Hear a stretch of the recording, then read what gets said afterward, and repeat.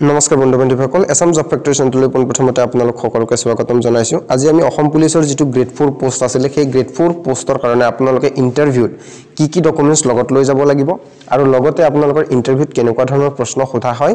আৰু কি ডকুমেন্টছ লগত লৈ নগলে আপোনালোকক ইন্টাৰভিউৰ পৰা এলিমিনেট কৰিব পাৰে বা ৰিজেক্ট কৰিব পাৰে তাৰ ওপৰত আলোচনা কৰিম গতিকে আপোনালোকে যি সকল বন্ধু-বান্ধৱীয়ে এই ইন্টাৰভিউৰ কাৰণে এপ্লাই কৰিছে বা এই ইন্টাৰভিউৰ কাৰণে দিব যাব 5 ফেব্ৰুৱাৰীৰ পৰা আৰম্ভ হ'ব যেটো তো সেই সকল বন্ধু-বান্ধৱীলৈ শেয়াৰ কৰি দিব যাতে তেখেত সকলে ডকুমেন্টছ বিলাক পাহৰি না যায় কিয়নো ইয়াতে যেটো ডকুমেন্ট ভেৰিফিকেশন হয় হেতু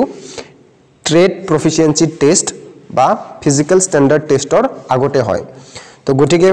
খুব ইম্পৰ্টেন্ট তাৰ পিছত আপোনালোকৰ কোনো ধৰণৰ ডকুমেন্টছ একচেপ্ট কৰা নহয় আগতে দেখুৱাই দিছো আপোনালোকে যেটো এডমিট কাৰ্ড আছে সেই এডমিট কাৰ্ড কম আপোনালোকে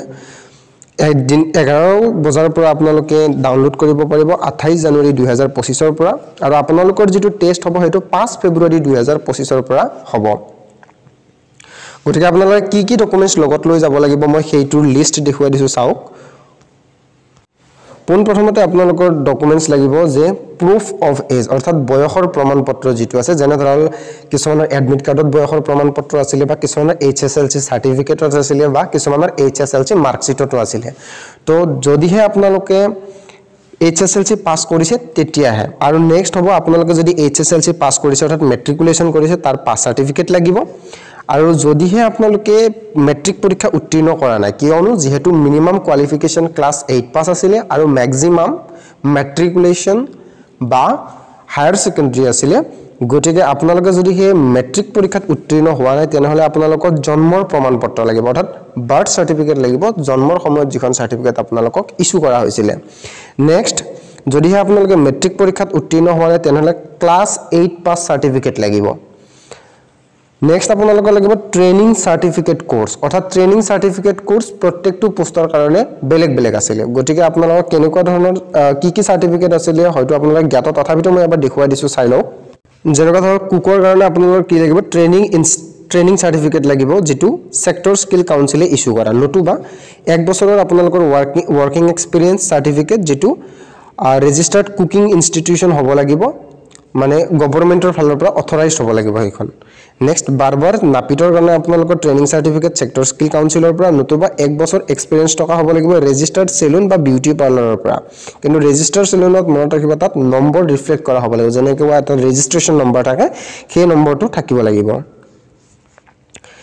নেক্সট আপোনালোকৰ যদি থুবিৰ কাৰণে সেম ট্ৰেনিং সাৰ্টিফিকেট ইস্যুড বাই সেক্টৰ স্কিল কাউন্সিল আৰু যদিহে সেক্টৰ স্কিল কাউন্সিলে আপোনালোকক ইস্যু কৰা নাই তাৰ পৰিৱৰ্তে আপোনালোকে 1 বছৰৰ এক্সপেৰিয়েন্স সাৰ্টিফিকেট লাগিব লন্ড্ৰি বা ড্ৰাই ক্লিনাৰৰ ফালৰ পৰা অৰ্থাৎ তাত ৰেজিষ্টাৰ্ড লন্ড্ৰি বা ড্ৰাই ক্লিনাৰৰ ৰেজিষ্ট্ৰেচন নাম্বাৰটো থাকিব লাগিব ক্লিয়াৰলি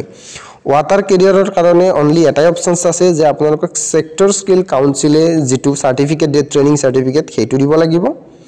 আৰু নেক্সট আপোনালোকৰ যদি কোবলাৰ হয় কোবলাৰৰ কাৰণে আপোনালোকে ট্ৰেনিং সাৰ্টিফিকেট ইস্যুড বাই সেক্টৰ স্কিল কাউন্সিল নতুবা আপোনালোকক 2 বছৰৰ experience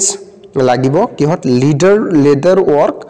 as preparation of shoes from central state government institution তো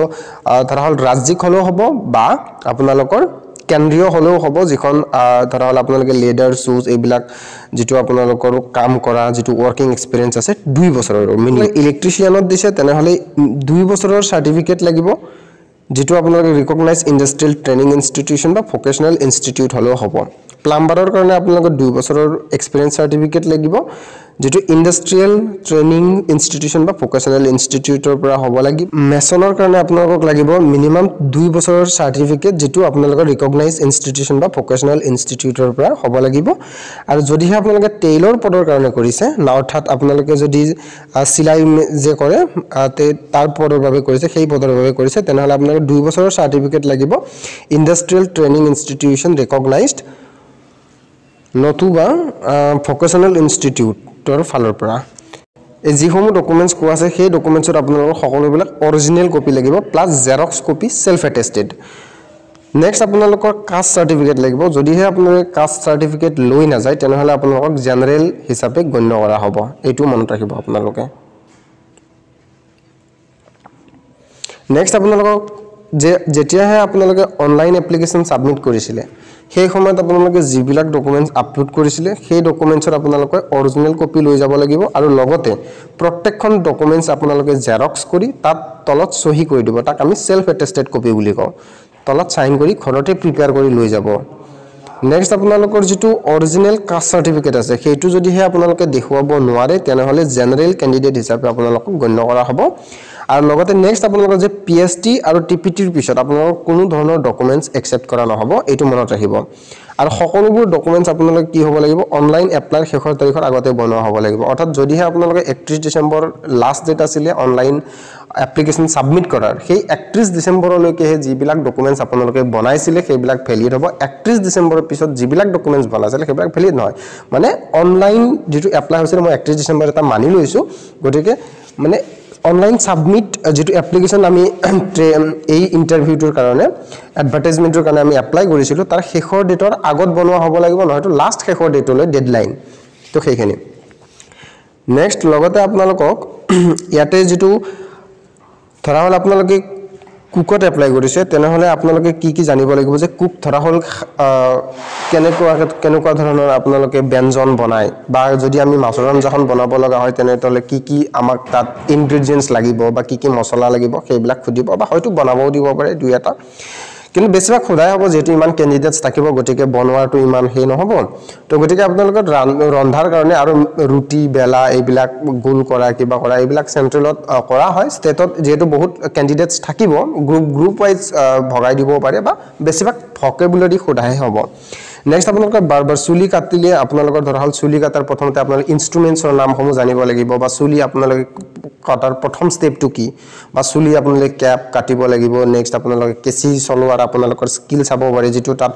এক্সপাৰ্ট বহিব তেখেতসকলে নেক্সট থুবিৰ কাৰণে আপোনালোকে জানিব লাগিব যে প্ৰেছ কৰিব ধৰা হল আপোনালোকে কেনেকুৱা ধৰণৰ ডিটাৰজেন্ট ইউজ কৰিব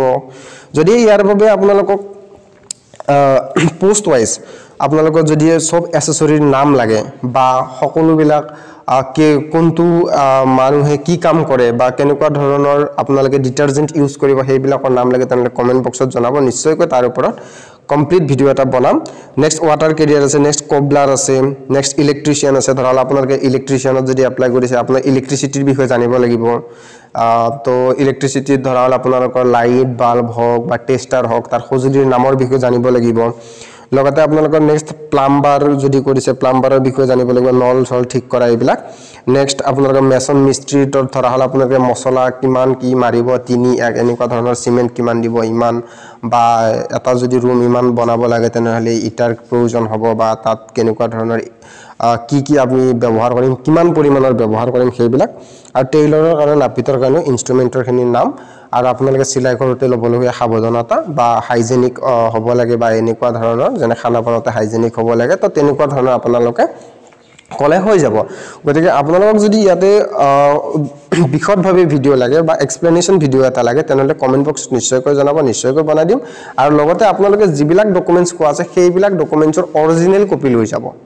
তো আপোনালোকে অৰিজিনাল কপি লৈ যাব আৰু লগতে সেলফ এটেস্টেডো লৈ যাব বাকি মোৰ ফালৰ পৰা আপোনালোক সকলো লৈ শুভকামনা থাকিল যাতে আপোনালোকৰ এই ট্ৰেড প্ৰফিচিয়েন্সি টেষ্টৰ লগতে পিএইচডি টেষ্ট আৰু লগতে আপোনালোকে যাতে এই পৰীক্ষাত উত্তীৰ্ণ হয় ধন্যবাদ জয় আই অসম